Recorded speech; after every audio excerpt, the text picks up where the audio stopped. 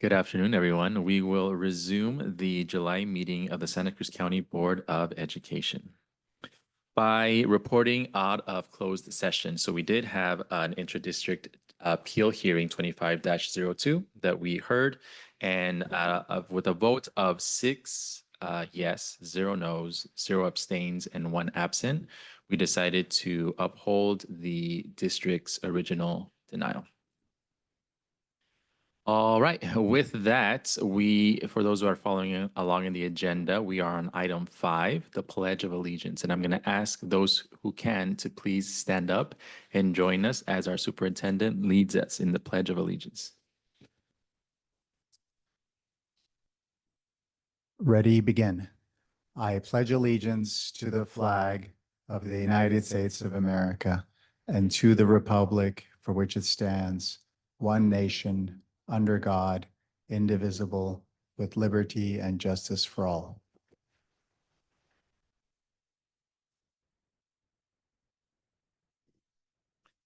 Thank you. Item number 7, approval of the agenda. Move. Second. First and a second, all those in favor say aye. Aye. Any opposed? Passes unanimously. Item number 8, we are in public comment. This is the opportunity for anybody in the public who is joining us today to address the board on any matters that are not currently on the agenda. We ask you to please state your name and keep your comments to 3 minutes. Is there anybody that would like to address the board? Anybody online? Okay. Moving along, item 9, consent agenda. Looking for a motion. I'll make that motion. Second. I'll second. Okay, we have a first from Roth and a second from Estrada. All those in favor, say aye. Aye. Any opposed? Passes unanimously. Did we receive any correspondence that is not included in our packet?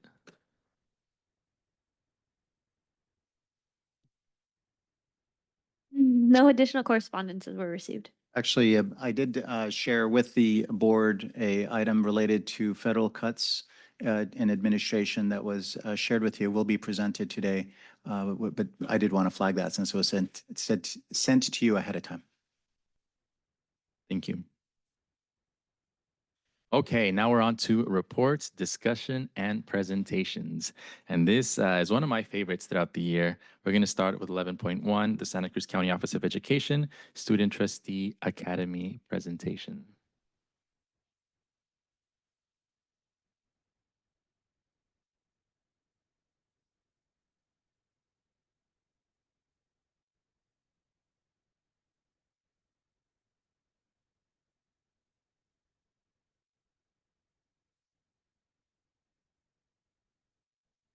Good afternoon, members of the board, President Sanchez, and members of the COE team, and of course, all the wonderful community members that are here present.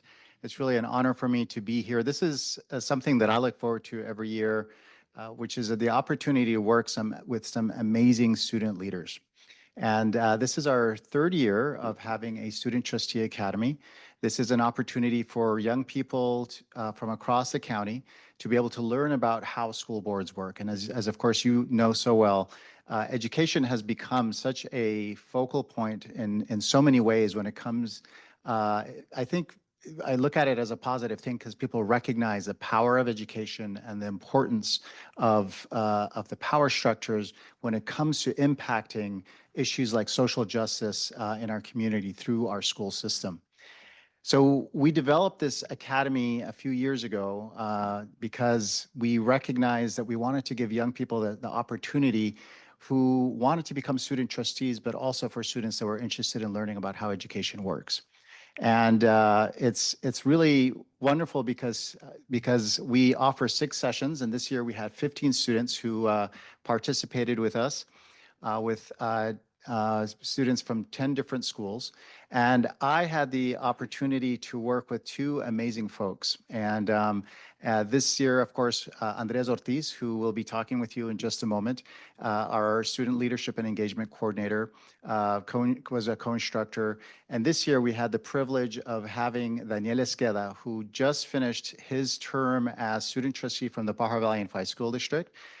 He is on his way to the University of Southern California, and he was a co-instructor with us this summer. And so he was able to bring some very fresh, some very new experiences. And also he was able to present the student handbook that he developed for trustees for student leadership and engagement that he developed with the Pajaro Valley Unified School District. And so I'd like to welcome Daniel Esqueda to join me and to talk to you a little bit about his experience and what was the experience that he had in presenting this program with us. Let's give a round of applause for Daniel Esqueda.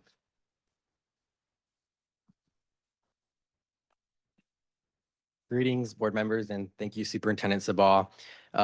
This year, as Superintendent Sabah mentioned, I was the student trustee on the Pajaro Valley Unified School District, where I led two historic initiatives, the first being the development and board adoption of the Student Civic Engagement Handbook, which now actually serves as an addendum to Pajaro Valley Unified School District's Board Governance Handbook. So that was a really exciting opportunity for me to lead that alongside Superintendent Dr. Contreras and Julie Edwards. And I also led the revision of Board Bylaw 9150, which now officially grants student trustees within the Pajaro Valley Unified School District to make motions. And that was a very historic step that I took from your guys' board bylaws because I thought it was something that seriously needed to be implemented in our district. But working alongside these dedicated students, it was an amazing 6 sessions where I was able to bring fresh perspectives from my time on the board and really share out what leadership truly looks like. So from leading various superintendent committees to also was talking about leadership and engagement, it was really meaningful to see them ask so many questions and be really engaged throughout this process. And I think throughout this academy, we truly took a holistic approach into not only school boards, but also school districts.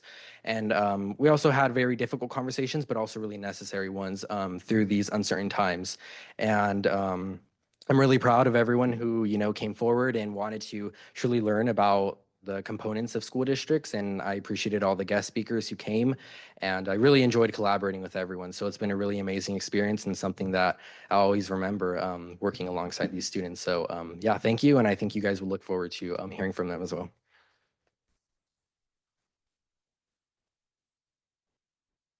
Thank you, Daniel. So I'm going to ask Andres Ortiz to come on up and join me to talk a little bit more about the Academy.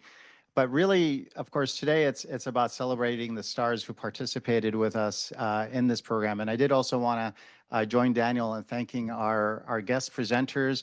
We had Bruce Van Allen from our board who spoke to students about public speaking, Leanne Reyes. We also had attorney Sarah Katz from Lozano Smith. And others who were able to bring a lot of expertise, a lot of thinking. And I think you would probably agree that this group has been one of the most interactive and engaged student groups that we've ever had. Leanne actually shared that she had never gotten so many questions from the students in previous years. Students were really curious about and had so many questions, and so it filled my heart, and I'm sure of Daniel's and Andres's as well. Just the level of engagement and interest that the students brought. So please welcome Andres, who's going to talk to us a little bit more about the Academy, and then we're going to have a celebration honoring our students and thanking them for giving their time to be a part of this wonderful experience. Let's give a round of applause for Andres Ortiz. Thank you, Superintendent Sabah. Thank you, esteemed members of the board. Yes, there's not a whole lot I can say after Ferris and Daniel, but only to kind of expand upon what Ferris was saying. This is my 3rd year doing this Student Trustee Academy, and they're all really good groups. They really, really are. But Ferris is 100% right. Like this group, the way that they came prepared every single day, you could tell that they reviewed the documents on the Google Classroom. They read up on the handouts, and they came ready and prepared to ask really, really specific questions. So much so that, yeah, Leanne's presentation ran a little bit long. But, it was such a good thing to see how they, how much interest they took in the subject matter.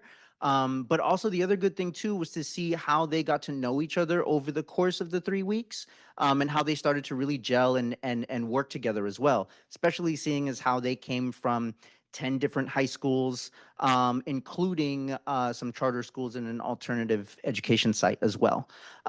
So I'm just thrilled, and I'd like to, thank them for their dedication, for taking the time throughout the summer to come and absorb this content and learn from an amazing teacher. I know I always learn from Superintendent Sabah myself when I'm in these sessions, but I also want to thank their families and especially their parents, some of whom are here in the room today.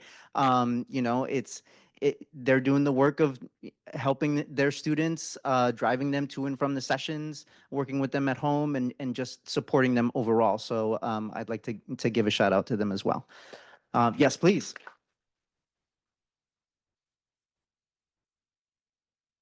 All right. Well, without further ado, I'd like to kick things off by welcoming our first speaker, Lavella from Santa Cruz High School.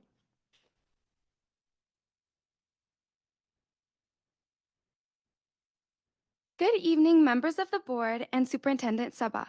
Thank you so much for having me here today. My name is Lavella Jones, and I'm a rising senior at Santa Cruz High. I'm also one of the 3 student trustees for Santa Cruz City Schools this upcoming school year. I'd like to begin by expressing my deep gratitude for Mr. Ortiz, Daniela Esqueda, and Superintendent Sabah for all of the time and effort they put into making the Trustee Academy such a valuable experience. I'd also like to thank the incredible guest speakers for sharing their expertise with all of us. Throughout the Academy, we learned about the history and role of school boards, how democracy functions within public education, and the importance of a balanced budget in supporting students and schools. We explored the responsibilities of different districts, studied the Brown Act and the many ways to uphold the principles and accountability listed within the Brown Act, and gain working knowledge of Robert's Rules of Order.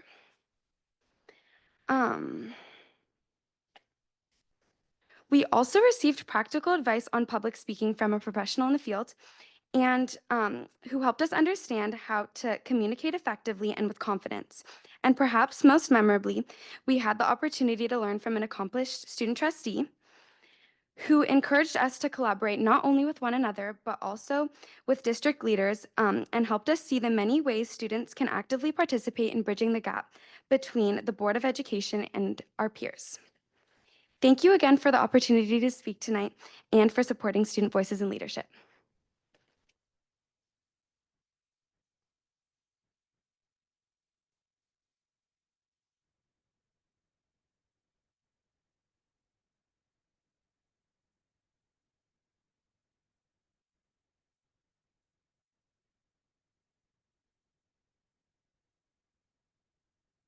Hello, board.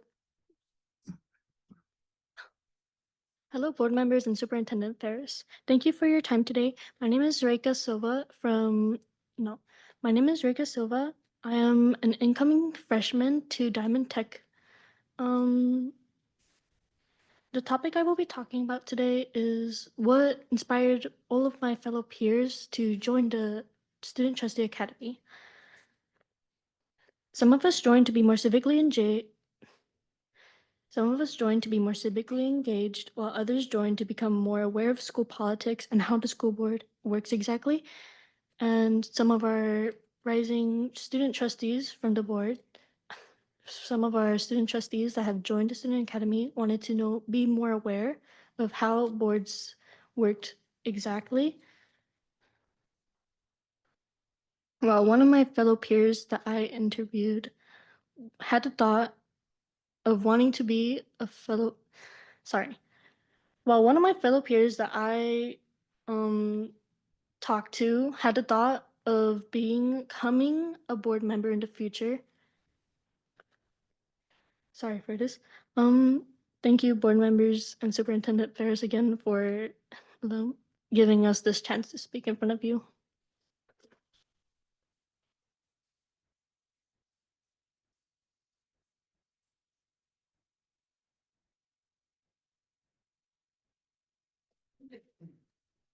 Good evening, board members and Superintendent Sabah. My name is Zola Grau. I'm a rising senior at Aptos High. I use he, him pronouns, and I'll be using my phone today for notes. I've been lucky enough to participate in the Student Trustee Academy throughout this summer, and now I get the honor to tell you all what we have learned over the course of the program. On our first day, we built up the basics, like why are schools important and why are school boards important. We talked with our groups about what we felt schools should prioritize and what makes a good leader, and the importance of democracy in the education system. We had a day where we focused on budgets and how complicated they can be. Leanne Reyes talked to us about how schools get their funding, how it's distributed, and what basic aid districts are. Although we learned all about the LCFF and the LCAP, one of my most important takeaways was what makes a healthy versus unhealthy budget, and the ways to keep a budget and your spending out of the unhealthy zone, like maintaining at least a 3% in reserve, keeping track of your cash, and always making revisions with new information. Another day was focused on the Brown Act, and we had Sarah Katz come to speak to us about the long but very important rules within the Brown Act and how board members have to follow them.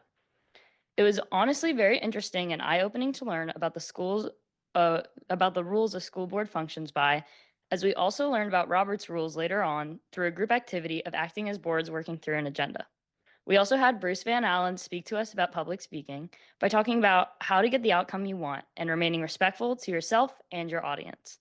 He helped us all understand that it is very normal to be nervous and almost everyone experiences it.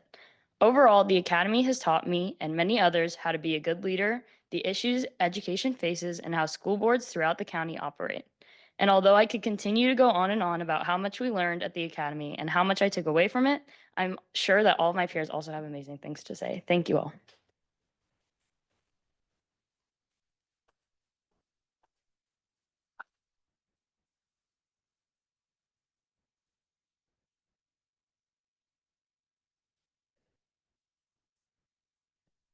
Good evening, esteemed members of the board, Superintendent Sabah, and everyone else who has joined us here today.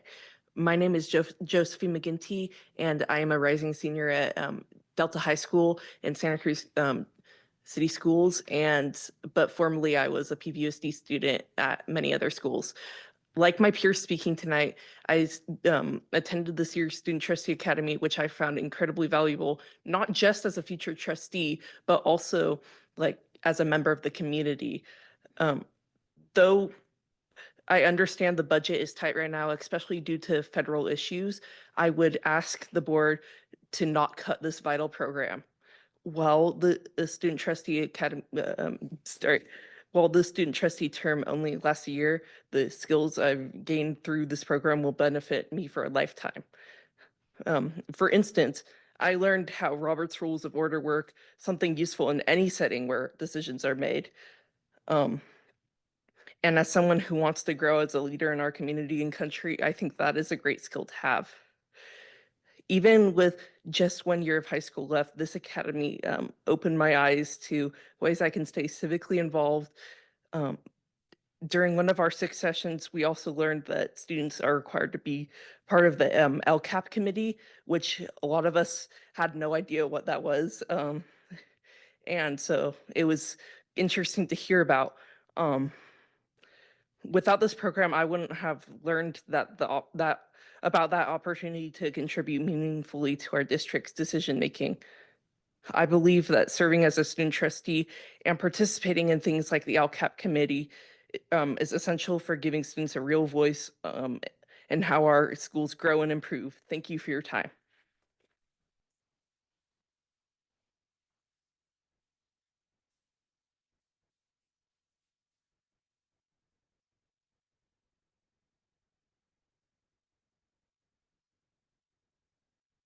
Good afternoon. I will be having to use my phone for notes. Good afternoon, board and staff of the COE. My name is Vicente Guillen. I am a student at Pajaro Valley High School, and I had the honor of participating in this year's Student Trustee Academy. I would like to sincerely thank everyone who has made this academy possible, including but not limited to Andres Ortiz, Dr. Ferris Sabah, Daniel Esqueda, and all my fellow student participants who made this experience meaningful and unforgettable. This program should absolutely continue because it equips students with the tools and knowledge to become strong, informed leaders. It gives us insight into how educational decisions are made and empowers us to advocate for our peers in a respectful and professional manner. The academy builds confidence, sharpens leadership skills, and deepens our understanding of student representation at all levels. Most importantly, this program is an investment not just in students, but in the future of education itself. When we elevate student voices and create schools that reflect, support, and uplift the communities they serve, thank you for your time and dedication to the youth of Santa Cruz County. Not forgetting a special thank you to Dr. Ferris Zabal for inviting me to this amazing opportunity. If it were for him, I wouldn't be here today. Thank you.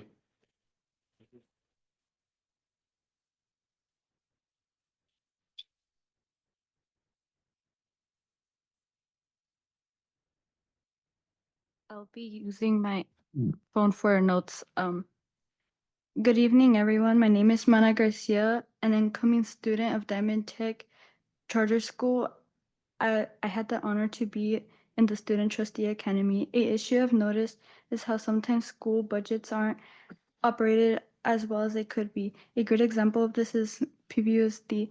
90% of their budget is salaries, only leaving 5% for everything else, forcing them to make budget cuts, especially since they no longer have the COVID funds from the pandemic, meaning forcing them to cut off teachers as an effect, which is why it is so important for school budgets to be operated in a more organized manner to prevent budget cuts. Thank you for everything. Thank you.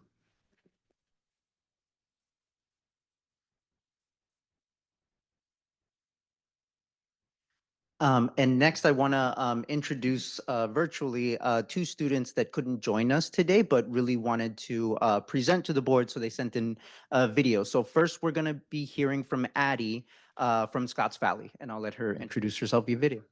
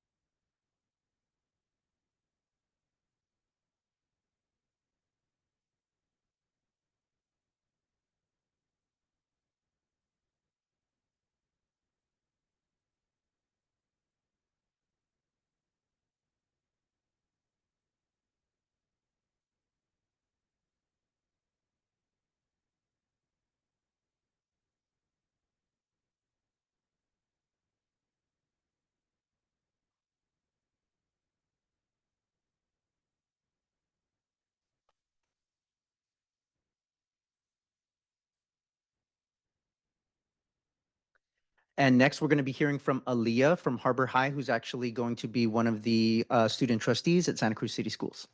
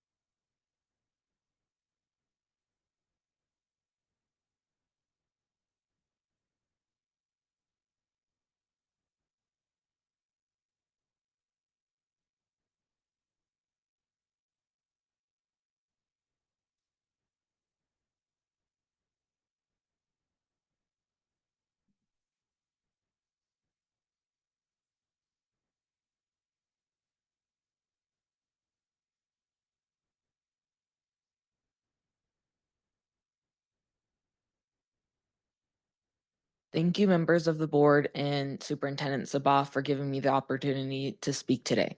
My name is Ash Immore. I'm a senior at El Nido, and I'm hoping to become a student trustee on the Santa Cruz County Board of Education. Student representation on a school board is essential. Decisions that regard our education need the perspective and insight of those affected by it. Students understand the significant impact education has on our lives, and we have opinions and ideas on how to improve it. Although adolescents are often seen as too inexperienced to be a part of governing bodies, we are full-fledged members of society. We are not just the leaders of tomorrow, we are the leaders of today. Thank you.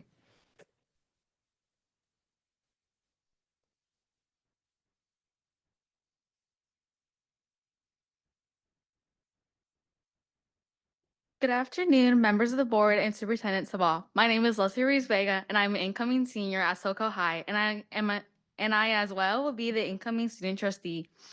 As part of the Student Trustee Academy, we visited a report by a professor at UC Santa Cruz and her students that focus on the student trustee impact in local districts during December 2021 and as well as March of 2023. This study highlighted the importance of student trustees' input and how they continuously would speak for the student body. Although one would hope that student trustees' experience on the board would be completely positive, this study demonstrated that the reality of the situation was at times the students were discouraged or undermined by adults. As a result of the study, the school board made an effort to change their behavior by adapting some approaches that the study had proposed. Simply addressing or asking for the opinions of the student trustees, and as well as creating a bond with the students themselves. Lastly, I would like to thank Superintendent Sabal and Andres and Daniel for preparing me for the years to come, and as well as the Santa Cruz County Office of Education for offering such a beneficial program. Thank you.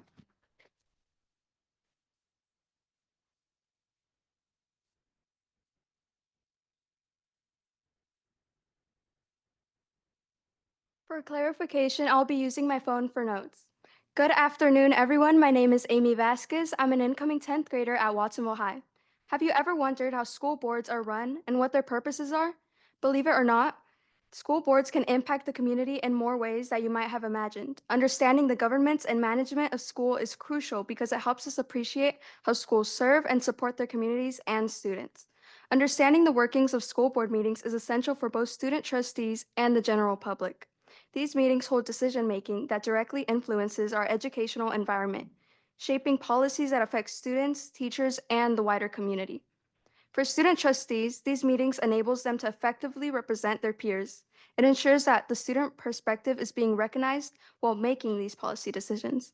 They collaborate with board members to cultivate a more inclusive and responsive educational system. For the public, understanding school board operation enhances transparency and accountability. It encourages parents, educators, and community members to engage actively in the educational process, ensuring that their voices are also heard and their needs are being addressed. To summarize, understanding school board meetings is crucial for both student trustees and the public. It empowers individuals to participate meaningfully in shaping the future of education. This understanding ensures that students and their community get to use their voices. Thank you.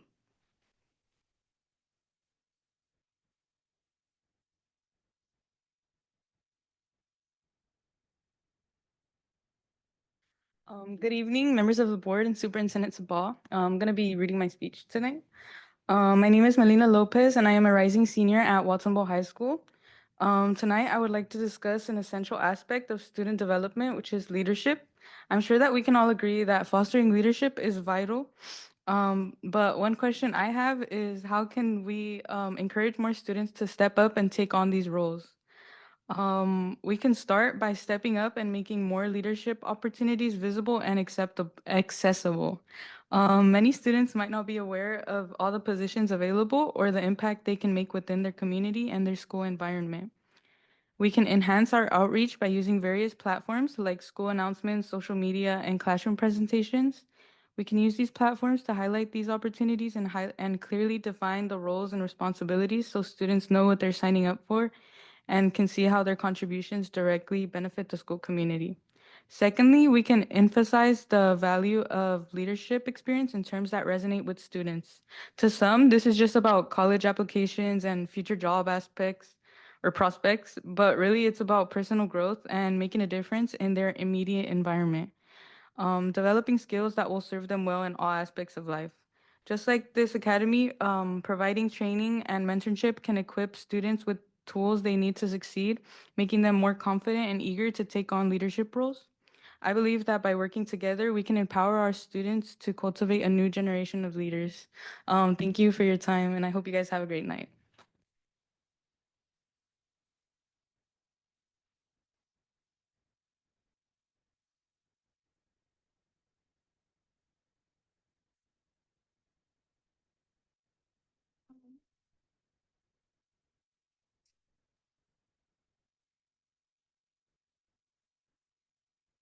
Good evening, good evening, members of the board, Superintendent Sabah.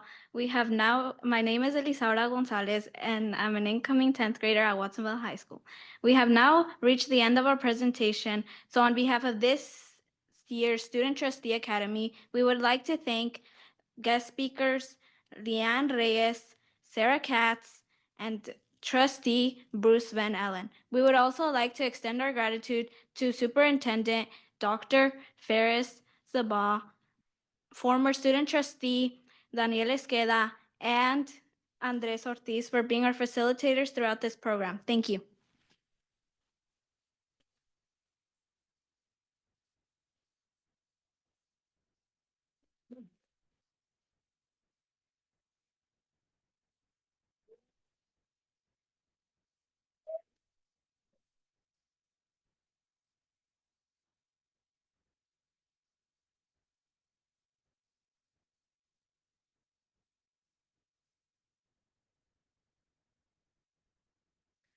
All right. Wow. What an amazing group of young people. Me gustaría dar un saludo cordial a las familias de hispanohablantes. Muchísimas gracias por acompañarnos y muchísimas gracias por apoyar a estos jóvenes día tras día. Es un honor tenerles con nosotros, como fue un honor tener a estos estudiantes en esta academia. You know, we'd like to present our students with a recognition for their participation and their leadership. I'm going to ask Daniel Esqueda and Andres Ortiz to join me here, as we'd like to call our students up and thank them, and then we're going to take a group picture, right? And so we're gonna start. I think this is in the right order. Okay, yes. So we have a certificate of recognition, certificate of completion that is being presented on behalf of the County Board of Education and the County Office of Education. Could I also ask President Sanchez to join us over here as well, since this is being presented on behalf of the board as well. And we're going to start by presenting this certificate of completion to Luke Biebel Lambros. Luke, is Luke here? Give him a round of applause. Oh, Luke's not here. All right. And next, we'd like to present this award to Adeline Bazegi. She's also one of our videos. Addie was on the. There we go. All right. The first two are not here. All right.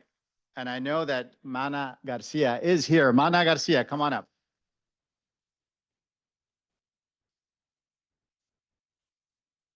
So we're going to present this to you. If you wouldn't mind shaking President Sanchez. Congratulations. There you go. And then once you turn around and face, we'll take a, like this. There we go. I guess we're going to do on. All right.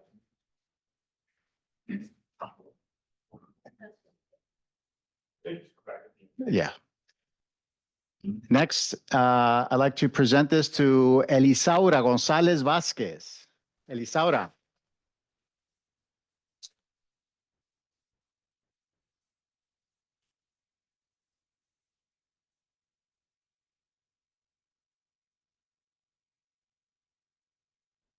Wait.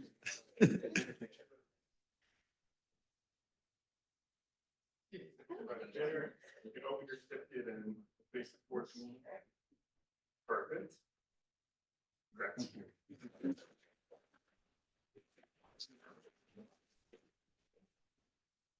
Next, I'd like to present the certificate to Zola Grau.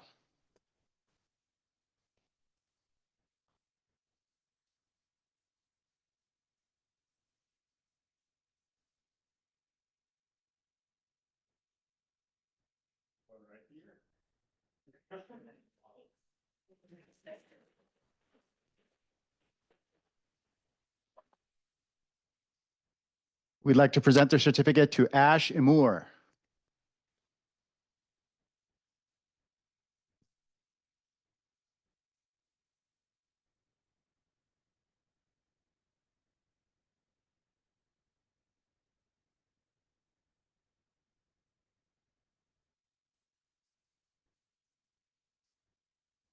Our next certificate goes to Lavella Jones.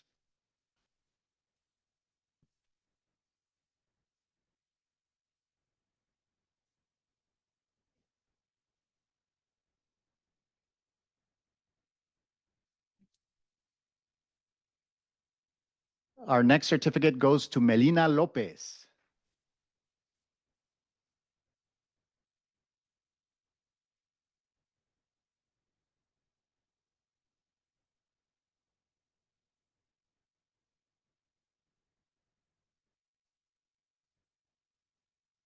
The next certificate goes to Vicente Martinez.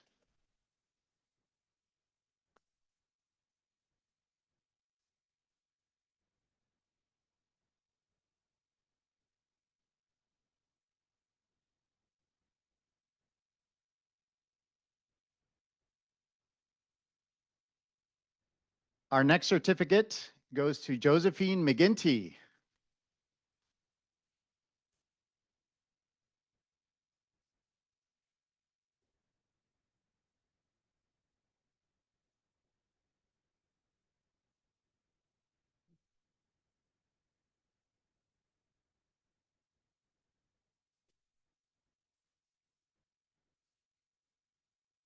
The next certificate goes to Amy Vasquez Ortiz.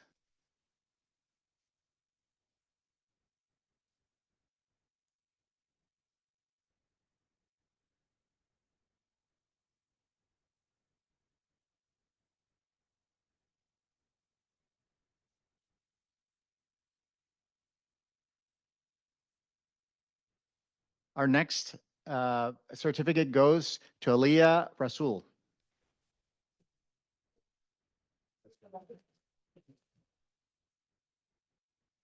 Our next presentation goes to Rika Silva.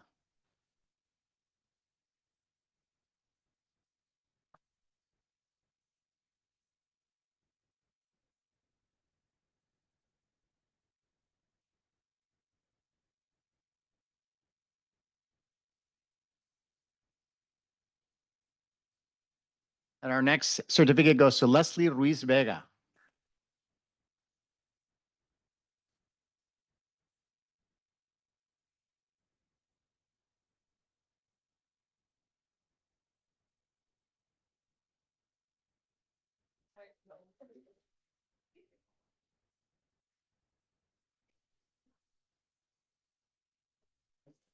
So we have a very special certificate we'd like to present to Daniel Esqueda. This is really just a small kind of token of appreciation for Daniel's leadership this year as a student trustee and also as a co-instructor. We wish him well in his next step at USC. We know that he is going to continue to do amazing things. And we're so grateful for his hard work and the handbook that we've incorporated into our training. Maybe he'll like to come back and work with us again next summer. We'll see. I'm sure he's going to have lots of opportunities there. But we'd like to present this certificate of recognition and appreciation to Daniel Esqueda for exemplary service as a student trustee and co-facilitator of the Student Trustee Academy.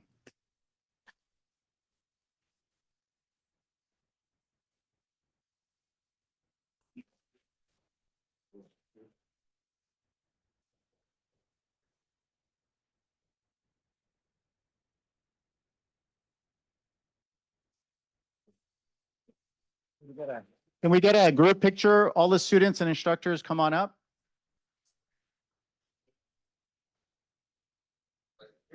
Did great. We get to full board. Yeah. Could we get all of the board members to join our students? Please. Gonna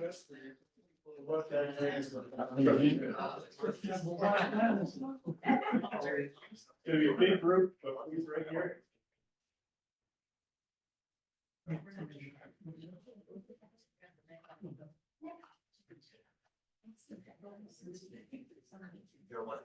Okay, yeah, a couple taller folks in the back. All right. And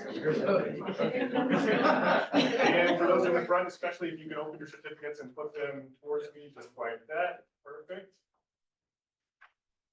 Got it.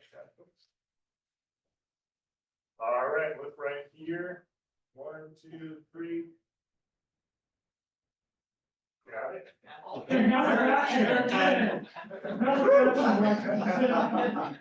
put your hands up. Do something. Yeah. Okay, one of your hands up. Let's get one high here.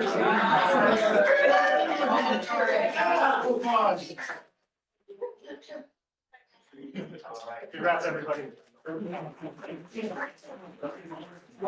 We're gonna ask our students to please take a seat because our board members will like to share a few words with you.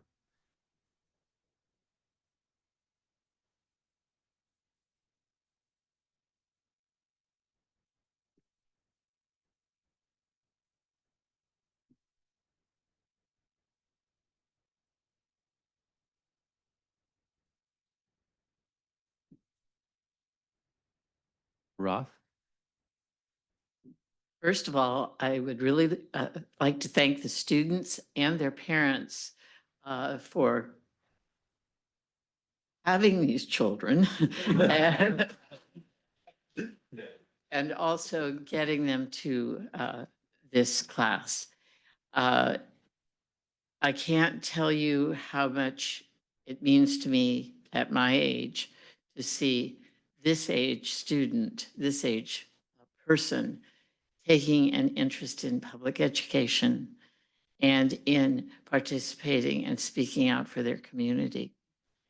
And just to point out, Leanne here, if you start now, maybe you'll understand public education funding in the future. It is truly a difficult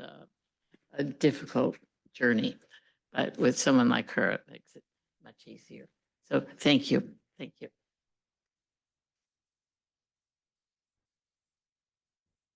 Larson? Well, I just want to congratulate all the students. That was wonderful. And I want to single out Daniel. I think he's the embodiment of something all the other students are going to learn. That leadership is not a stopping point. It's a process and it's a step and it's a continuation. And just you're serving on the, as a student trustee in your district, led you to make a change in that district and has led you here and is leading you to a great program at USC. So just congratulations. I know I first spoke to my school board in support of a teacher strike.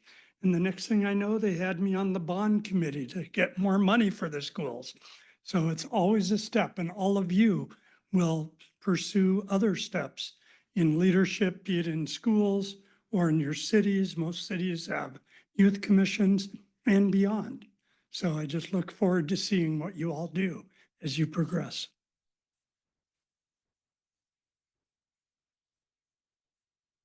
Van Allen? I'm almost speechless.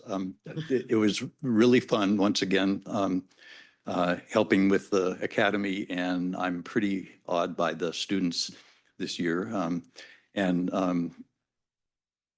I guess the thing for me that's really most important, I need to pivot a little bit and say, Daniel, Andres, and Ferris are so important in our community for your commitment to students. And what you have done with the academy is, to me, really central to what this community is all about, which is that we care about each other and we're willing to work hard and commit ourselves to making the world better, making education better, and serving our communities. And so you three provide such a great example of what teachers can do with young people. And I just want to admire and thank you for that. And then secondly, obviously, these students, I'm just really impressed by how you addressed us today. And I don't mean from the standpoint of, public speaking techniques, but just you had so much knowledge and feeling and awareness of what you are in the world and what education is in the world. And that is really important to have. So, and as I think I told you last week, a lot of my career has been, I've been the youngest one in the room. And even when I was mayor of Santa Cruz, there were people that tried to put me down because I was so young. And I just want to remind you, as I said last week, don't let that stop you. Don't let age hold you back. You can be leaders now. It's not just about your future. It's about right now. And so I really admire you and am grateful to you for showing up for the Student Academy. And then finally, board, this is, as I said to the students just now, this is really central to me, and I'm so glad we do this. I look forward to the student trustees that we'll have in the coming year, and maybe there's some of our candidates out there. Let's just keep doing this. This is really important. Thank you.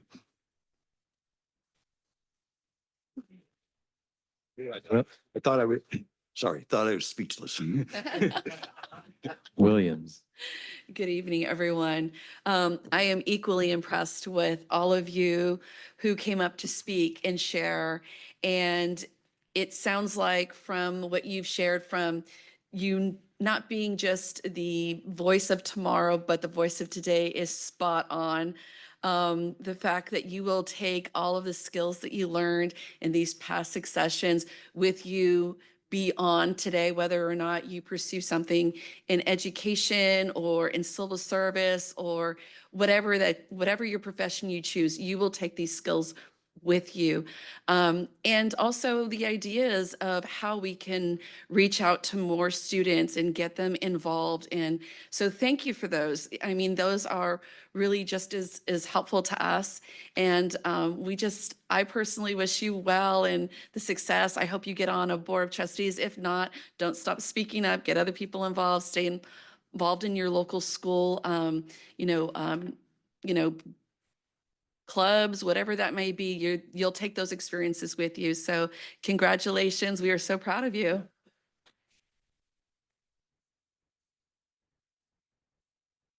Estrada. I just wanted to echo what everyone else has been saying. Thank you for taking this step, in leadership, developing your public speaking skills, your ability to look at a budget, your ability to advocate, your knowledge about all of the wild, really, really specific laws that apply to us with Robert's rules and the Brown Act. I'm sure, we still stumble over some of that because it's just so complex. So it's really great that you're so involved at a young age. And when I got on the board just a few years ago, I was 22. So, and I'm currently vice president of the board. So, absolutely don't let age stop you. Stay involved, stay active, stay aware. I know the news is crazy every single day. Something's changing, something's being defunded. The skills that you've learned from this, absolutely take that and make a change now. You don't have to wait until you're older. Don't let anyone tell you that you're too young to do any of this. You're doing amazing by showing up and staying knowledgeable about all this, because showing up is half the battle, honestly, and making your voice heard and speaking up in these public events, which is so nerve-wracking. My heart is still racing every time I press my microphone just to say something like this. So we all feel nervous. So just continue doing what you need to do, staying active.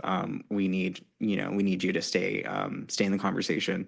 So continue doing whatever it is that is your passion, because I'm sure showing up at public meetings is going to be something that you'll have to do if you want to protect whatever it is that you're interested in, whatever your niche is. So thank you.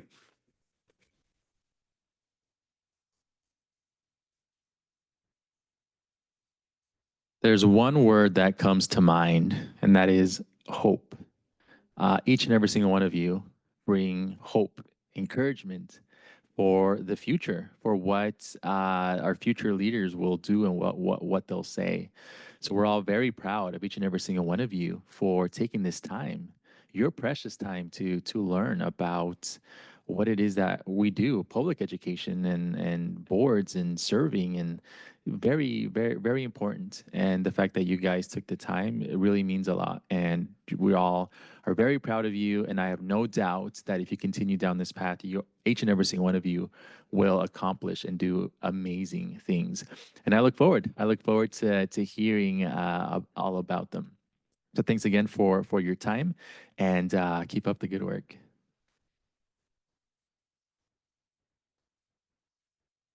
So I'd like to end with an invitation because we'd like to, two things really.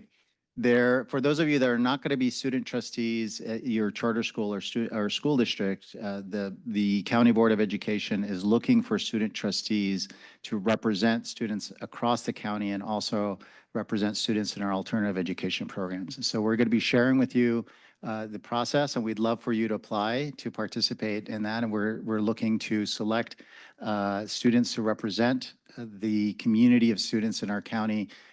So to have those students ready for by the September board meeting. The other invitation is that this year we're establishing a new student leadership council, which is similar to what certain superintendents have established locally in the school district, but this is going to be a countywide student leadership council. The students will meet with me on a monthly basis and help inform our practice and also to be the voice of students across the county. And so all students are encouraged to participate in that council, and you'll be learning more about that. And I hope that we'll get to work together some more and continue learning from each other. So thank you so much for being our inspiration. Thank you so much for being our hope for not only the future, but for today. We need your leadership. We need your voice. Thank you for participating. Thank you for inspiring us. And we're going to continue working together to make our schools and our community better. Thank you.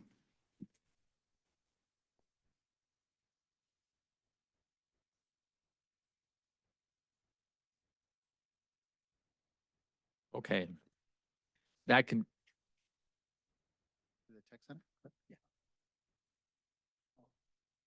Okay, so we're going to ask all of the students and supporters to go to the Ocean Pacific room. You can for further celebration. See you again real soon. Thank you. Thank you.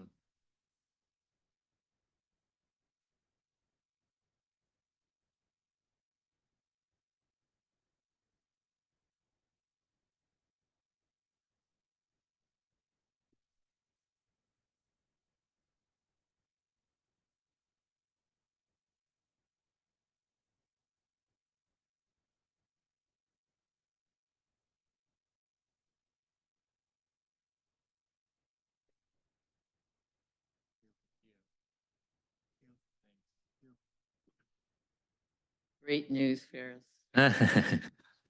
Great group. Agreed.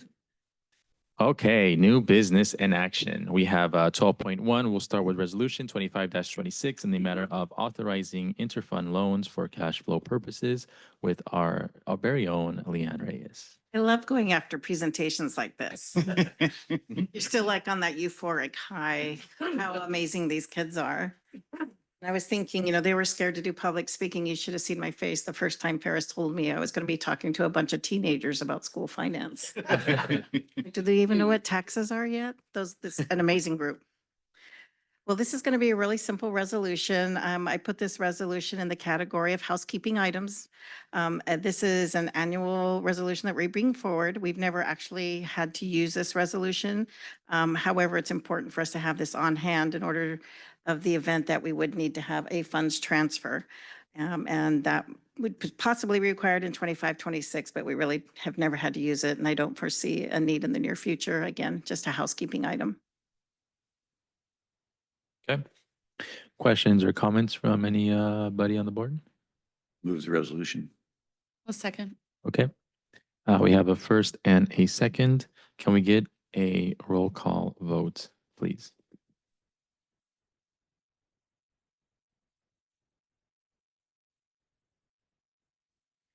Vice President Estrada, Yes. Trustee Larson, Yes. Trustee Roth, Yes. Trustee Van Allen, Trustee Williams, President Sanchez. Yes. Passes unanimously. Thank you. Next, we have Resolution 25-27, recognizing Women's Equality Day as a national day of celebration. And for this one, we have our very own trustee, Greg Larson. Great, thank you, Mr. Chair. The Community Outreach and Legislation Committee has two new resolutions for you. These have not come before the board, at least in recent history. The first one is the recognizing August 26th as Women's Equality Day. As background, Congress in 1973 established August 26th as National Women's Equality Day to be recognized every year, which is also the anniversary of the 19th or the passage of the 19th Amendment in 1920. So just 105 years ago. So it's why it's being brought forward to you is that in this, it's one that possibly slipped through previously. We saw it on the State Department of Education list of recognitions they do every year, and we thought it was appropriate for our board to consider it as well, given this county's strong leadership in women's equality and representation. So with that, it's presented to you, and I'll turn to Bruce if he has any additional comments. Well, I just want That's to okay, Mr. appreciate Trustee Larson for doing most of the work on these resolutions, and I'm glad we're adding this one. Clearly, there's been some progress, but we're not done yet with the question of equality of women. So I'm really happy to be involved in bringing this resolution to the board and urge you to support it. Questions, comments? I'd love to recommend that we pass this resolution. Okay, we have a motion I'll second it. and a second. Perfect. Can we Proof get positive. can we get a roll call vote, please? Vice President Estrada, Yes. Trustee Larson, Yes. Trustee Roth, Definitely, yes. Trustee Van Allen, Aye. Trustee Williams, Yes. President Sanchez. Yes. Passes unanimously. Thank you. Next, we have Resolution 25-28, opposing the withholding of federally authorized education funds, also with Greg Larson. Thank you very much, Mr. President. So this is another new resolution. Given what's happening in Washington, D.C., we thought it was appropriate to bring it forward, especially given our superintendent's leadership on some of these issues with across the county and even broadly. We just wanted to show our strong support. It's our committee's recommendation. We show our strong support for his efforts and also our strong opposition to the withholding of federally authorized education funds that all of our students and schools need. I have handed out, and it's available on the screen for the public, and each member of the board has. We do have a friendly amendment that I think Bruce and I would jointly recommend, which is to expand the resolution that was in your packet to also recognize a Supreme Court decision on Monday afternoon, which enables the current presidential administration to proceed with the dismantling of the Department of Education. So I will clarify for the public, the amendment has three additions. First, to the title and the dismantling of the U.S. Department of Education. Let me be clear, that's opposing it, not supporting it. Under the whereases, we're proposing two whereases, which would come at the end of the existing whereases in the resolution. The first one just provides the history and the support of the Department of Education. And then the final whereas would now outline that the Supreme Court just this week allowed the current administration to proceed with the dismantling of that department, even though there are court cases proceeding at lower levels challenging the legality and constitutionality of that dismantling. So all of that then leads to an additional, be it further resolved, which we're recommending be the next to last, because the final be it resolved is kind of an umbrella for everything. And we thought putting this one just prior to that makes sense. which would read, be it further resolved that the board urges continuation of the United States Department of Education through further congressional or legal action, since the department was established by Congress. I'll stop there, ask if there's Questions, comments? Van Allen? Again, thank you, Greg, for working on this and keeping us as current as can be with the positions we're taking. You know, it's interesting to me that having been through the experience a long time ago of being attacked simply for what I believed, red baiting and things like that, it's a very familiar thing to now experience that the government and the people and many people in power are attempting the same kind of thing, except that now they go after DEI or the other efforts that are so important in our mission. And there is an aspect of their attacks that I think is about intimidation and about silencing. And I really appreciated that it was totally unrelated, but the people from Scotts Valley's Unified School District today mentioned that they are committed to DEI and B, which we are too, belonging. And that they would still say that out loud. It struck me as, wow, you know, that's almost risky these days, or it could become risky. And I just want us to buck up and be brave and not back down and not be silent about talking about these issues and the damage that the federal government is currently, the administration is doing. I think it's really important to keep speaking out. And, you know, I'm hopeful that we're not all going to end up in camps because of our beliefs, but I'm actually kind of scared now about what's coming. But to me, the answer to that is to face it, not let it intimidate me or the rest of us, and just keep working and keep speaking out. So thank you again, Greg. Yeah. Well said. Any other comments, questions? Larson, I'll just move approval. you have a second from Van Allen? Can we get a roll call vote, please? Vice President Estrada, Yes. Trustee Larson, Yes. Trustee Roth, Yes. Trustee Van Allen, Trustee Williams, Yes. President Sanchez. Yes, passes unanimously. Thank you. And I should have clarified that my motion included the friendly amendment. Yes. That was From the acceptable to motion the maker and second. seconder. Assumed. Yeah. Mhm. I just want to thank the board for their trustee Larson specifically for working on this but the full board for continuing to stand up for and really representing and advocating for our students. I think this is the beginning or a continuation of a long battle that we'll continue to experience. And I think the statement is powerful, and we just grateful to the board for their leadership.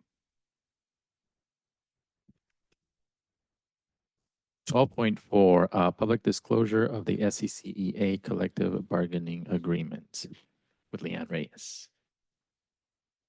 Do you have anything you want to say first, Ferris, or do you want to go ahead? Do you have anything you'd want to say first? Do you want me to just go ahead? Okay. You. Good evening. So what you're going to have here before you on item 12.4, 5, and then 6 is kind of the same, but a little different. So like they say, go slow now so we can go fast later.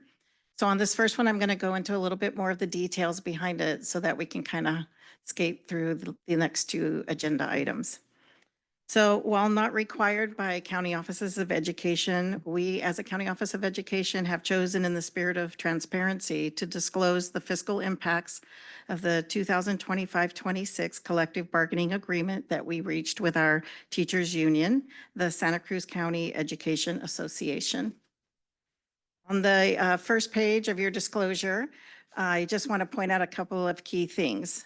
Number one, the salary schedule for our teachers union overall will be increased in the value of $533,289, along with the additional employer paid statutory benefits of $140,000, giving us a total compensation increase of $673,425. This represents a 5% increase to the salary schedule. Throughout the course of negotiations, there were no other fiscal impacts for 25-26. Although there were other items included in our negotiations, which were items such as simple clarification of language to align with legal or other compliance concerns, requirements. For example, we had discovered a term of overtime, which shouldn't have been in our contract, and we replaced that with extra work because that's actually what we do. We incorporated some of our older side letters into the contract, or we allowed them to sunset. Those were things that were based around COVID language that we had, one-time compensation benefits that we provided. So those things, as they sunsetted, we went ahead and let them fall off out of the contract. Our financials included this cost are in our adopted budget for 25-26, so there are no further adjustments or changes needed for our 25-26 budget, which is makes this disclosure a lot easier. And so the subsequent pages in the disclosure show what the impact's going to be, not only on Fund 1, but all of our other funds that have costs associated with employee salaries and benefits included therein. So moving down to what's my page 32. I want to just let you know that our unrestricted ending fund balance, including, of course, all these raises, matches to what your adopted budget is at $18,555,000.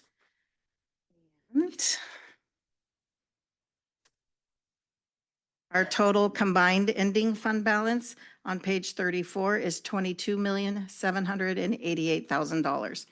And this is knowing and using what we believe our estimated balances are going to be. We are in the process right now of closing out our 24-25 books, in which case we're most certain these imbalances will increase as they historically have over time.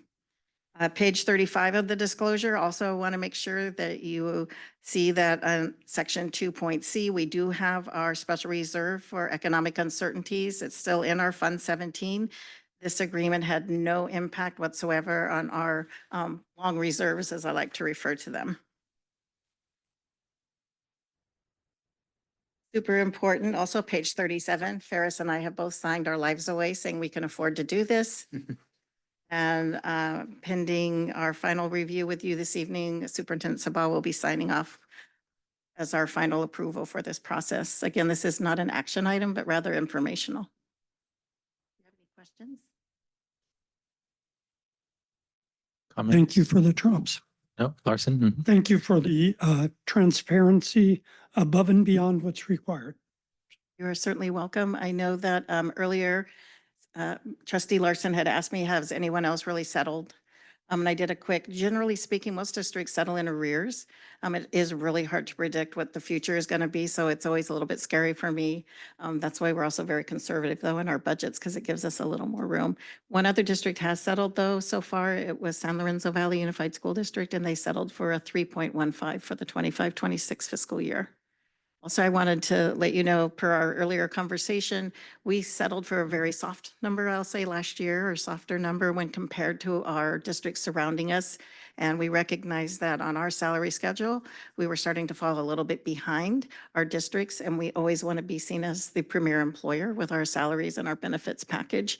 And so we felt it was appropriate, and I don't know if you'd like to jump in as well, Dr. Sabah, but we felt it was really an appropriate time for us to try to do a little bit better this year so we can try to catch up and stay competitive with our surrounding districts. I think that's very well said. And obviously the balancing is always, we want to be able to compensate our staff, our certificate in classified and management team, as much as we're able to do, while balancing the integrity and solvency of our budgets. And so we feel confident that we're able to do that with these increases. Thank you. So informational, no motion needed, correct? No action. Okay. 12.5 now, we have the public disclosure for CSEA, Collective Bargaining Agreement. So the purpose of this item, again, is to disclose the fiscal impacts of our 25-26 collective bargaining agreement made with our classified union, the California School Employees Association, Chapter 484. I'm going to just speak to the first page of our disclosure, wherein it states that the total increase to the classified salary schedule totaled $650,000, 469. Again, that's a 5% increase. Down on line 4, the additional employer costs that go along with that increase totaled $255,726. So the value of this particular settlement, again, we have a lot more classified employees that we paid here, $906,195,000. All the other information, however, does remain the same as the first disclosure we just reviewed. Thank you. Questions, comments? None? Okay. And now the public disclosure for the certified management, classified management, and confidential collective bargaining agreements. I bring everything just in case. Okay. So lastly, while districts are not required, neither are COE, so this is a very unique disclosure, not required to prepare a public disclosure for unrepresented groups, but as a best practice and as a way to share out publicly the total costs of this agreement across all employees in the district. We have prepared this AB 1200, and that way you can add all three of those numbers up and see, what the total cost of the settlement was. I do want to say that this is considered a best practice, and I'm not saying that like to toot my own horn, but to more also acknowledge that we strive in this organization to adhere to best practice. This is a FCMAT best practice. It's not very common to see this disclosure for your management team or your confidential employees to be disclosed in public what the value is of their negotiated settlements. So moving again, only just to page 1, our salary schedule was increased. And again, this was for certificated management, classified management, and confidential employees, $382,630. Our employer benefit costs on top of that were $121,840. And our final total compensation increase across all those groups was $504,470. All the remaining pages remain unchanged from the initial disclosure that we went through. And I would be remiss at the close of this third disclosure to not tip my hat to Michelle Kennedy, who assisted us in preparing and pulling all this information together. So it's a lot of data. So thank you very much, Michelle. Sabah? If I could also thank Michelle, and also Leanne and the entire business services team for all the amazing work that they do. This is something that to bring transparency and also comprehensibility for everybody involved in this process is really important. And I feel like we have the very best team to make that happen. Agreed. Melissa Lopez as well is in the audience. Questions, comments from the board?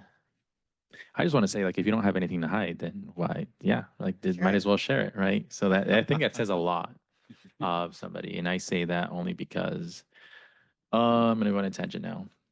But California is required to post the salary on the job description as a form of, equity, equality for like women and people in different ethnicities and whatnot, so that they can level the playing field.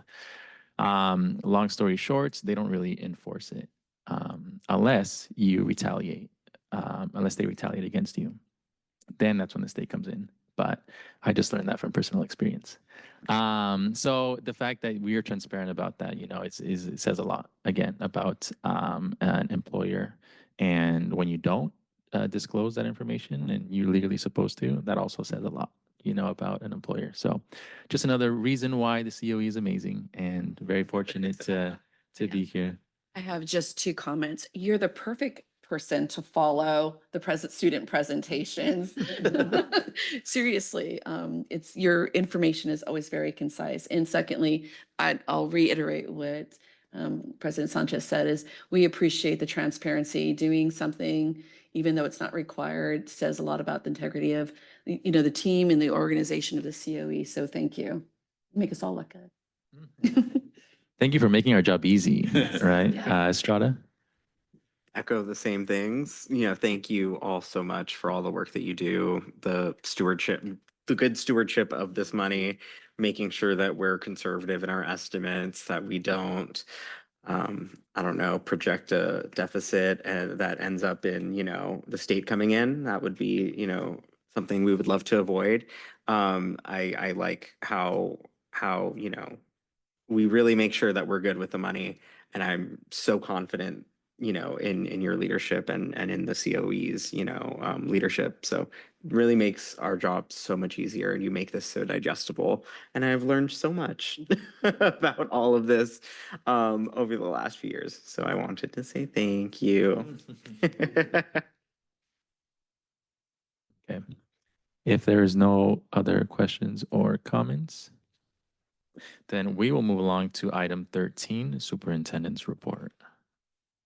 Thank you so much. I'm going to be talking a little bit on giving some more detail on the federal impacts of the administration. But before I do that, I did want to just tell you that the highlight for us this summer was really working with our students and that experience that we all shared with the student leaders today is really, as the board spoke quite eloquently, really is what this is all about. It's about finding and supporting our students and helping them to achieve those challenges, overcome those challenges and achieve the greatness that they all bring with them. So I do want to spend a little time talking about a new kind of organization of how we're looking at the different dimensions of federal impacts. This was shared with you earlier, and I'm not going to spend too much time looking at it because that interactive presentation had some links that could help you go deeper if you'd like to go deeper. And so these 5 areas are the withholding of federal funds, which includes the over $6 billion nationally, but $10 million for us locally. That was already part of the Elementary and Secondary Education Act, approved by Congress, allocated by Congress, and now being withheld, which includes migrant education funding and some other funding sources. The next is the discretionary budget, which is where that is the formal process where education funding is approved by the federal government. That offers 12 to 16% of our total educational funding. Most of it comes from the state, but that 12 to 16% comes from federal sources. HR 1, also known as the Big Beautiful Bill Act, which is the kind of the required components, which include Medicaid and Medicare, but it does have implications for education as well. The dismantling of the U.S. Department of Education and potential implications there, and a new effort by the Health and Human Services Department to deny services to our undocumented community or mixed status families. And so for each of these, I have a brief slide. The withholding of funds is mostly impacting the Pajaro Valley Unified School District.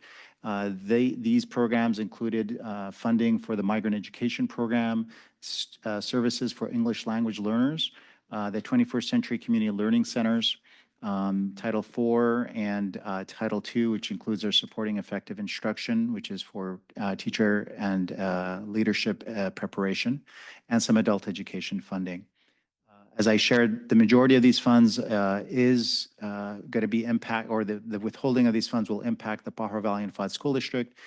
They shared last night at their board meeting that they were not planning on doing layoffs because there is a part of the education code for classified staff that allows them to do 60-day layoffs, emergency layoffs for folks because we're past the March 15th deadline.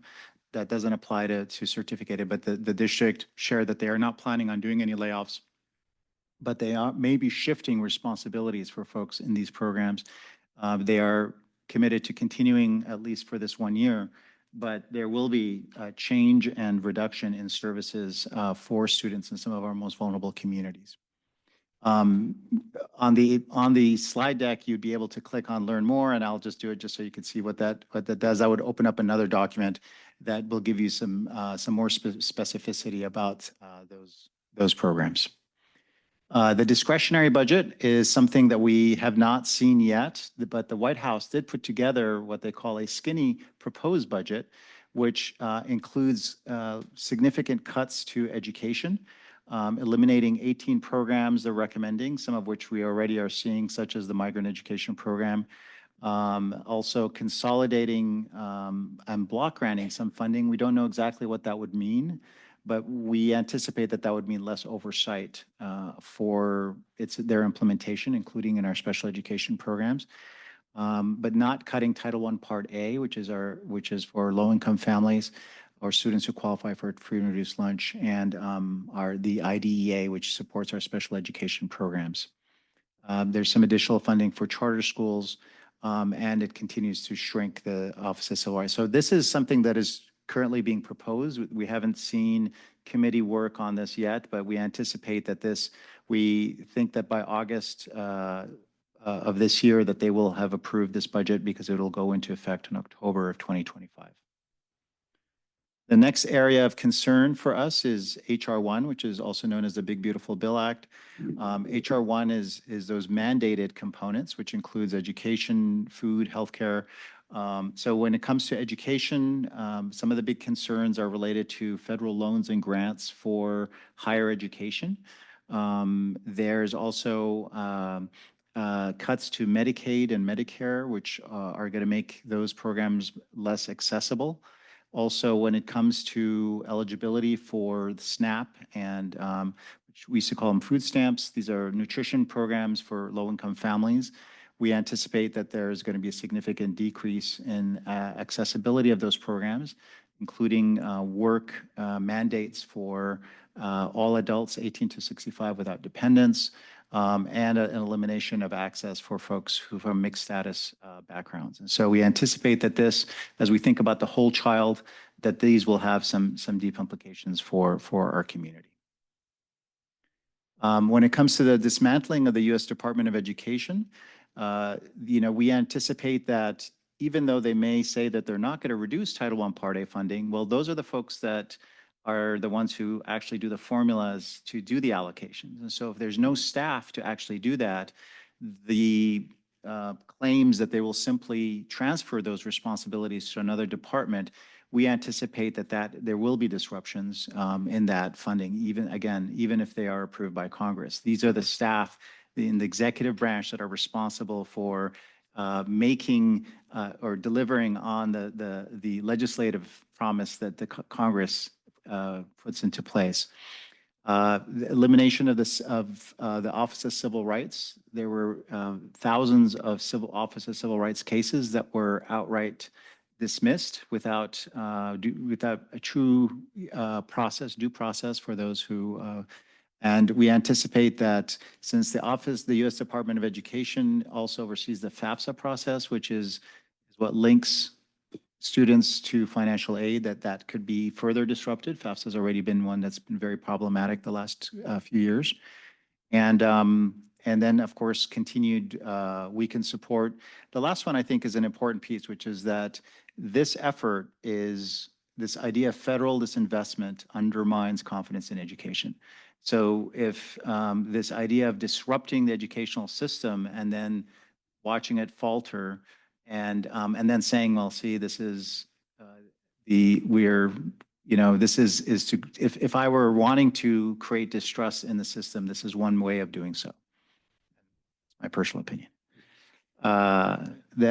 We received a memo on July 10th, 2025 from the Health and Human Services Department, which stated that undocumented immigrants will no longer be eligible for a variety of different services that had been in place under a policy from 1998, which really was about protecting, let's say, the children of undocumented families through programs like Head Start, community health centers, behavioral mental health programs.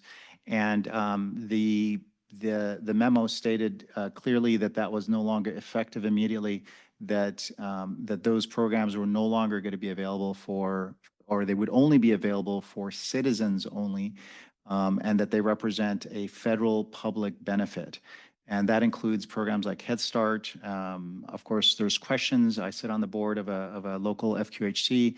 We're wondering what this is going to mean for our families, because those programs also do not ask for, just like our schools, don't ask for any information about about their immigration status. And so how that is going to actually work is a big question mark. And the Department of the Health and Human Services Department is asserting that they'll provide some guidance for that, but that they anticipate that they are going to be putting those requirements on the programs that are implementing them. That seems to be that would go one against California law, because California laws protect immigration status in many ways. And so a lot of questions there, but a lot of important services that are part of those protective safety nets that our community rely on to be able to ensure the social determinants of health of our community. So some of the things that we continue to do, and you've seen this slide before, we continue to add to it, is continue to reassure our community through demonstrating allyship, reminding folks that schools, we're going to continue to do everything we can to ensure that schools are safe spaces. And of course, focusing on local services, which could mean finding creative solutions to services that are being cut. And of course, when it comes to action that we've taken, we have clear protocols with the possibility of ICE possibly coming to schools for immigration enforcement. We've heard recently there was an article that shared that there were 8 situations where ICE actually was in Watsonville since January, not in any of our schools. We continue to track funding cuts, services, and bringing this awareness to our community, to our representatives, and to our families. We supporting state litigation. There are several lawsuits that are in place that our state representatives, I believe over 30 at this point, that they've filed, and one recently filed against the withholding of federal funds that was done by Attorney General Bonta.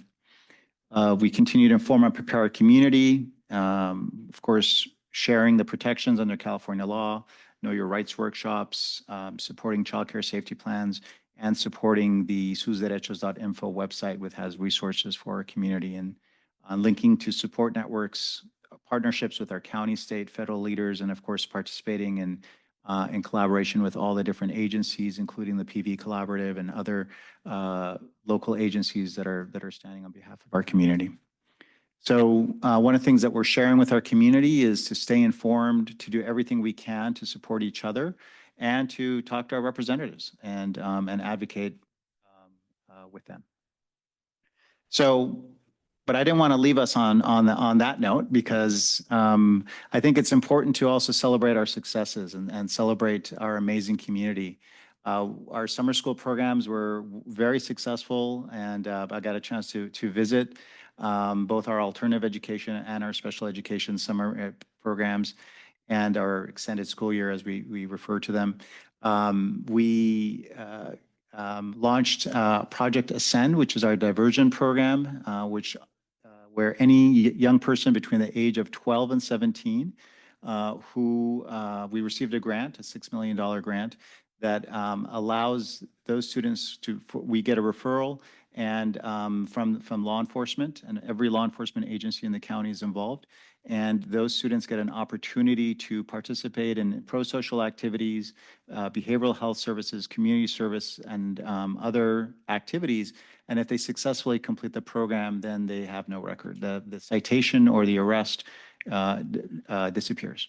And this is something we just launched, and we're excited, and we will hope to come back to you in the near future when the Agenda Committee is interested in a report, and we have some data to share with you, because probation receives over 500 referrals for that age group every year, and we want to make that number 0. That's our goal. We also launched a new program that we would love the Agenda Committee to consider bringing for a report, which is the Future Educators Summer Academy. So this is we had a small group, a small pilot. So students from the local high schools were encouraged to work with us as as instructional aides, as future educators, as we call them. They receive professional development in special education by our school psychologists, by our teachers, and they were placed in our special education classrooms with our students who have moderate severe disabilities. And they were paid to participate in both the training and in those services. And they had a very, very positive experience. Several of them are interested in continuing the career of education, and that's what this is about. It's about both supporting our special education students and about also encouraging young people to start thinking about that. That is one of the most high demand positions in education. And if we can get even a handful of those students to get this program started, then for their career as special education educators in the future, that's something that we're hoping to accomplish. We've also reached out to the Pajaro Valley Unified School District, and they are interested in replicating the program in PVUSD next summer. And so we're hoping to expand it and have more young people working with our special education students. And then our COEX Academy went to the World Championship, and they came in third place again. So third place is pretty good. So they got the bronze once again, and we're very excited for them. We would love for them to come and share what they've been up to. We also have where we have a Farm NG robotics program running in Watsonville on the weekends, started last weekend.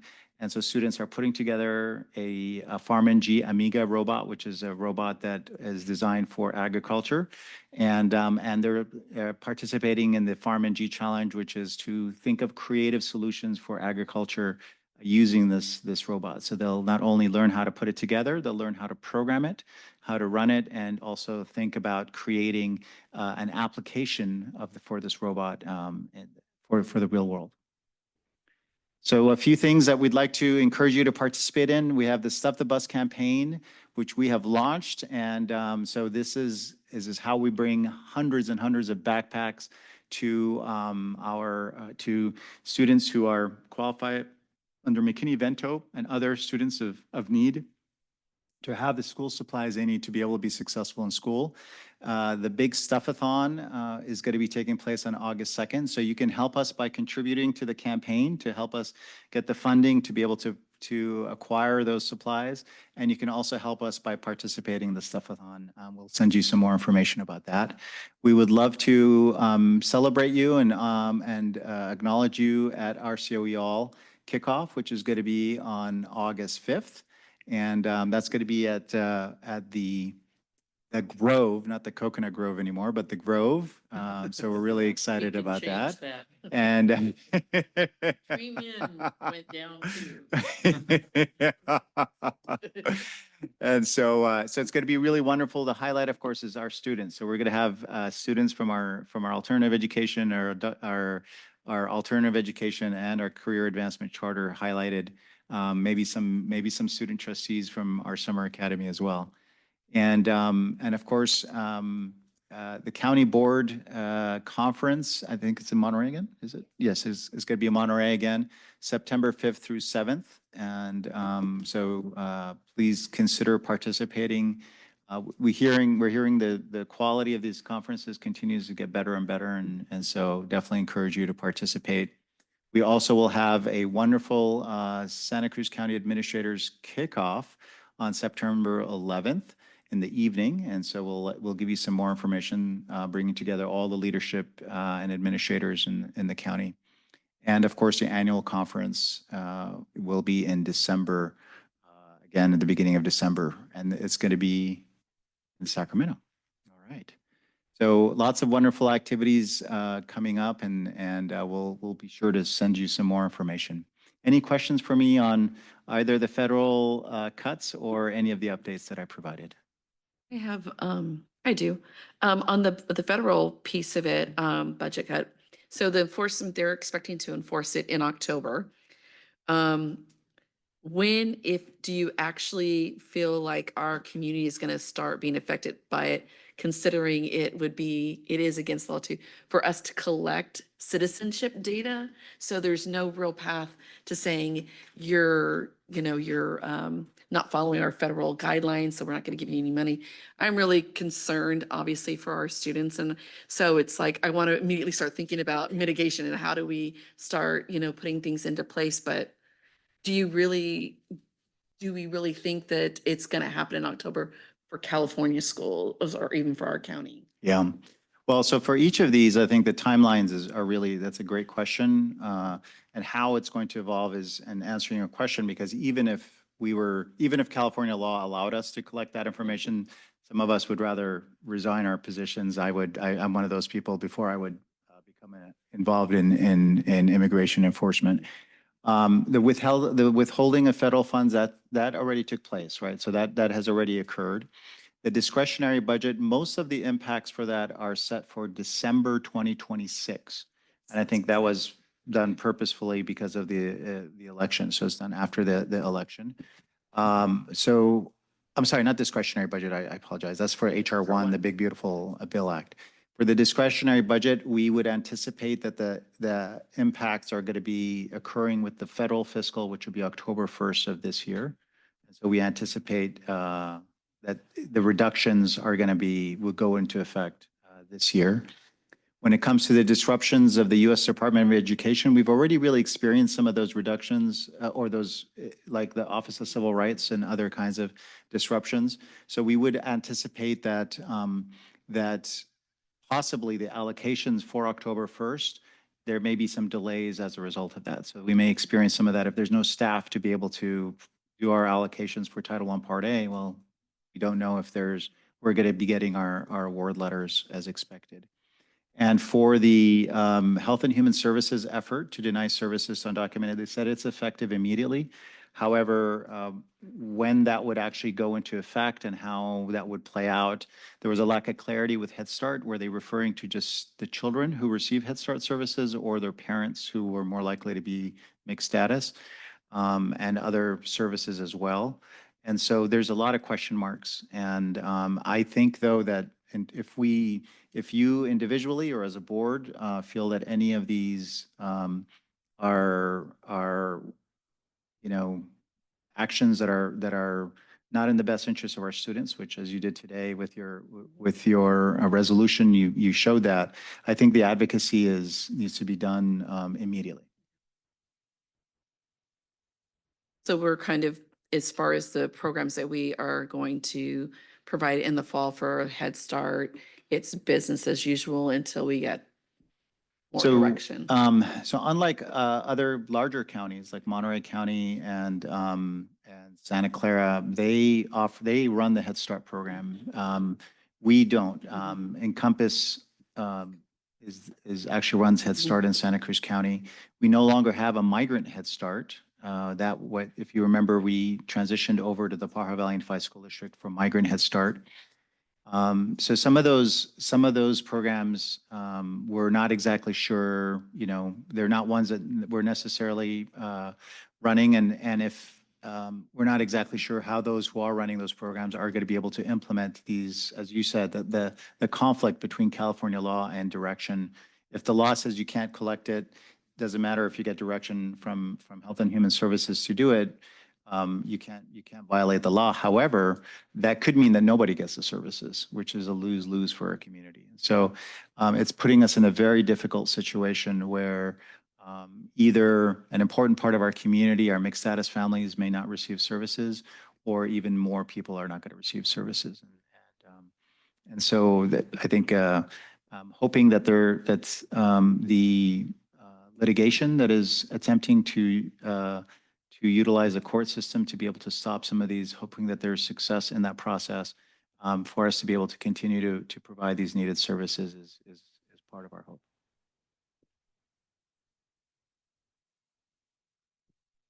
Manila?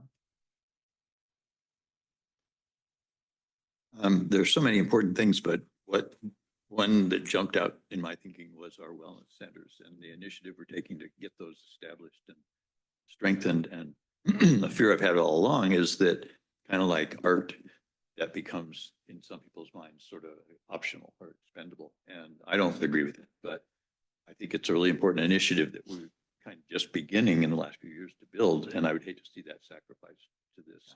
Do you have any kind of thinking yet about that? I think that, so that's a great question. So for those who have insurance through work or, you know, it may not, there may not be direct impacts from this action at this point. For those who qualify for Medi-Cal, there's going to be a significant portion of families that are either are going to stop qualifying for Medi-Cal, or there are going to be work requirements or other obstacles for that. The assertion by the administration is that Medicaid funding, which is Medi-Cal, is how Medi-Cal is funded in California, is not supposed to be reduced for minors. However, part of the concern is that information about to qualify for Medi-Cal in California, you do have to provide citizenship information and immigration status. And that information was leaked and provided to, and some of the lawsuits are because of that information. So we know that there is going to be a fear factor that is going to stop families from accessing these services, even if they qualify for them. And so what we anticipate is that we think that because of the funding that we have received for the first year or two, that the funding that we have already received is going to help us to be able to implement our wellness centers and our new billing for behavioral health services, the fee schedule system that we've been working on developing. And we're hoping that the promise that those qualifying young people will continue to qualify for Medi-Cal, that will allow us to bill those services and be able to get reimbursed. And so the districts are concerned, and they also are deeply committed to behavioral health services for our students. And so at this point, nobody is saying we're going to put a freeze on we're going to shut down our wellness centers or anything like that. I think that as much as possible, we're going to continue providing the services we need to until we absolutely cannot. Couple questions following on the federal stuff first.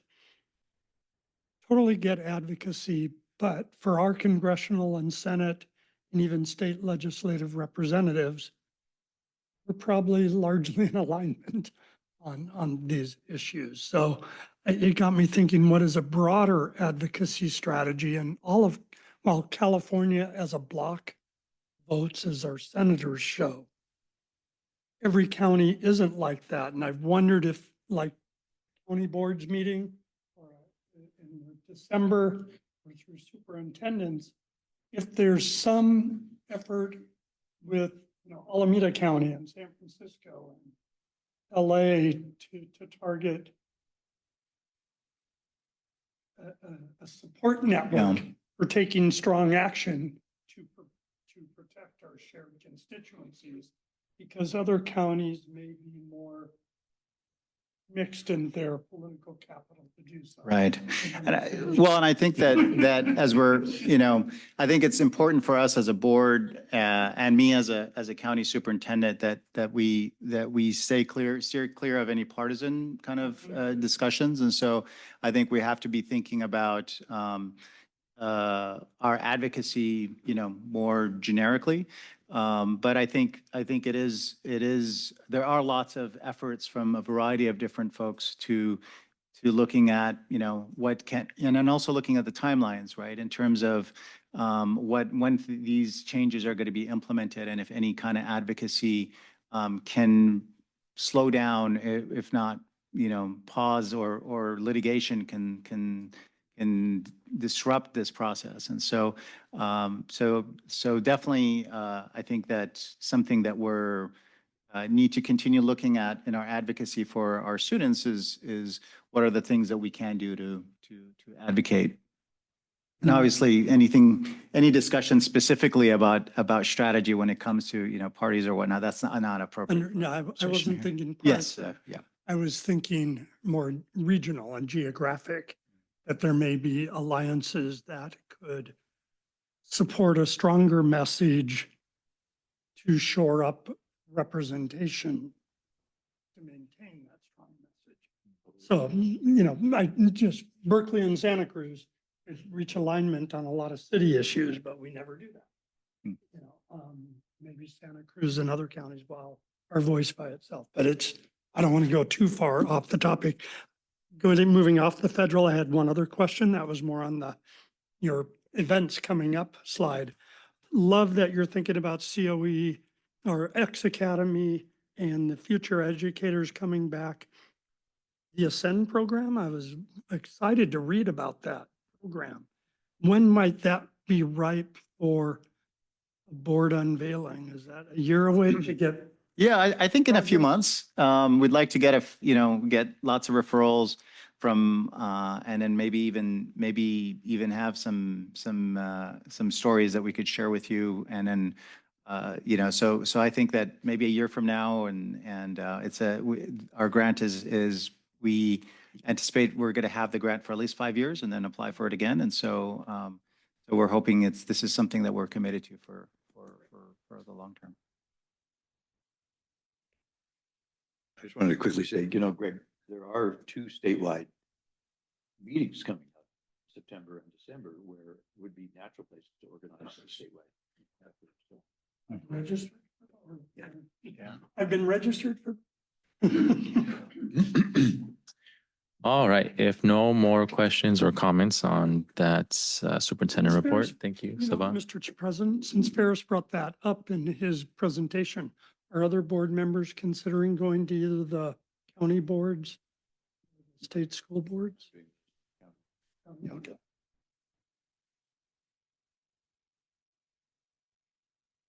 Okay. It would be nice, yeah, as we get closer. I think we've done it in the past about having a mailing list in terms of who's going, and maybe so we can arrange transportation, maybe. Yeah, but we can do that offline on an email. Okay, as we get more people registered. All right, moving on to number 14, trustee reports, and we'll start down with Roth and move our way up. I have been taking 2 little boys around Santa Cruz for 3 weeks. And so I have not done anything specifically to this, but I really have been involved with this activity. Doing your part. Okay, Larson. Thank you. No memo this month. Watched 2 CSBA webinars, one on navigating IA policy, privacy, and procurement for board members. If you're exploring AI, that was fascinating. And then today there's the budget perspective workshop with Capital Advisors. The state short-term outlook was actually better than expected in terms of more revenues coming in through June. However, the federal situation and the long-term state situation challenges that. While so far special education doesn't appear to be a threat, the number that made this all real for me is that of the state's $7 billion special education funding, 21% of it comes from the feds. So if that were to be cut completely or dramatically, what a hole it would be in the lives of so many of our students. Couple other things.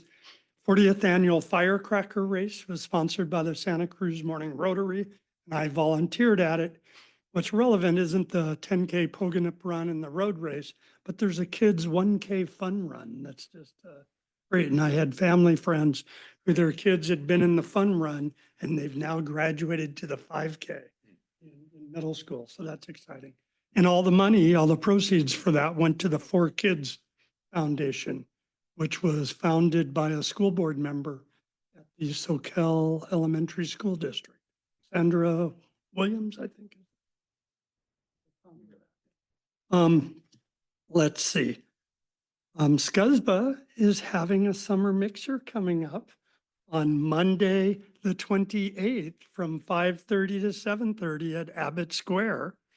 And part of it is to be a fond farewell. Trustee Estrada. So Monday, the 28th, 5:30 to 7:30 at Abbott Square. Thank you, Van Allen. little bit of committee work, which part of it will, Rachel and I will report on next. And just having a blast once more at the trustee academy. That's my main work recently. I do also just want to take the opportunity to thank Edward and appreciate you and wish you well. And I'm so glad you were here for, even though it was a limited time. It's been good to have you, and you definitely filled that seat well. And I appreciate your care and honesty and kind of commitment to the greater good. So thanks for being here. Williams.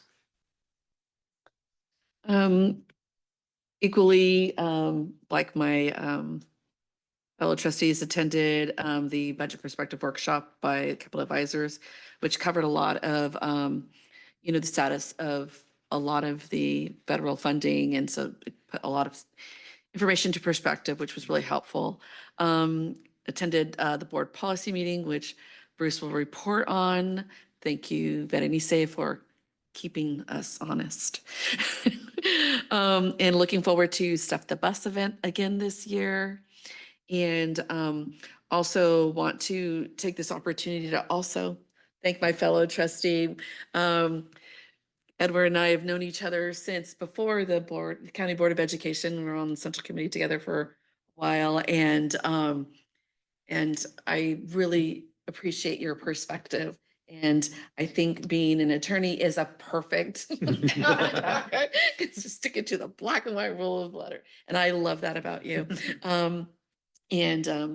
wish you all the luck. I know this is not the last we're going to speak and talk about, but I just want to say thank you for being here, representing the students in your community and bringing your perspective to all of us. Estrada. Oh my gosh, my last trustee report. I wanted to say thank you to literally everyone in the room right now. Everyone who's in here. I've known you for at least months, if not years, by now, which time flies. It feels like I just joined. So thank you all so much for, this opportunity. Thank you so much for the guidance and mentoring that you guys have provided, all of the information that you've provided. We've done really good work, but you guys, I mean, I couldn't ask for a better team, to support the board. Makes this job so easy, honestly, because it's just you make it so digestible, and usually I don't have many questions, honestly, because it's just all right there. This board has been amazing. I know we've done like sessions together, and I'm always, they'll ask, hey, this is confidential, just, you can tell me how you really feel about the board. And I'm like, I genuinely think they're all great. And they're like, really? And I'm like, yes, 100%, everyone who's here in the room, shows up and is really passionate about our students. And so I was like, we have great discussions. We're all here for the welfare of the students at the end of the day. And so, we always come from that perspective. And, I think we all also listen to each other, and we're not set in stone to one opinion, that we're always open to other people's opinions and perspectives. And I think that's super valuable. I think this board is really unique in that. I see other boards getting really feisty with each other, and that's not really us. We're just like, we're all actually here for the students. We're not here for our own egos or anything. So I really appreciate you all. Thank you all so much. I think it's been such an honor. And if I could just teleport to Philadelphia every day for school, and then teleport back and have my residence here in Santa Cruz County, I would. So thank you all. It made Make that happen. Please build a teleportation device so I can just Put it on the agenda. exactly. So yeah, I mean, you all have been so amazing. It made the decision that much more difficult, but thank you all. And I will be back visiting and everything. So thank you. Thank you. Larson? Since we're doing the accolades, just, I was trying to think what I could say succinctly and powerfully about Edward, since I've known him the least long. Just three phrases came to mind. An incredibly gentle strength that you bring to every issue. You're decisively smart. And you have such a radiant smile. And I think all of those go together. I can see you being an advocate or in a courtroom and just turning the tide on whatever issue you're championing. Do that role. I will start my report by apologizing for not being able to make the last meeting that we had. My day job is requiring a lot of me, and it's got me questioning my career choice. But I am extremely thankful and grateful for Edward for stepping up and making sure that we can continue and that we as a board can do business and continuing to do what it is that we need to do. Sad, of course, to see you go, but happy because I know this is just the beginning, right? It's not the end. It's the great and amazing things are going to be done, and I look forward to hearing all about them. So very thankful that you decided to run and be on this board. It's not something that is on most people's to-do list, right? But I think it says a lot about your heart, your passion, your dedication to the community. And just like you were committed and you helped your community in San Diego, you helped your community here in Santa Cruz, I'm sure you'll continue to help your community wherever it is that you go. And more people get to know you. So that's awesome. You get to have a bigger sphere of influence. So thanks again for taking the time to be here, for putting the effort, and for making the board that much better. Okay, moving on. Now we have the ad hoc standing committee. Any reports? Trustees, Rachel and I, and for a brief minute, one of our student trustees, have begun a new effort to update the board's policies. And we have oodles of policies. Many of them are fairly current, but a substantial number have not been looked at for a while. CSBA churns out recommendations for improved policies based on, changes in legislation and other things like that. And so Rachel and I, with Berenice's help, are launching on an effort to review, and Berenice has helped us organize all the policies, and we're now going to look at the ones that have not been updated for a while, see if there are any among them that are priorities for us to act soon as a board on to adopt an updated version of. And we're going to look at the rest of them and make sure that we aren't missing some that are important now from CSBA's recommendation or other things we know. I'm not sure if we're promising right now to come back in the August meeting with some recommendations, but our goal is to bring a series of policy updates to the next some number of board meetings. We're not going to do one big massive update to all the policies, but rather just bring some at a time. And we're going to try to find the high priority ones. High priority meaning either way out of date or there's some new law or something that we have to conform to. Does that sum it up pretty well?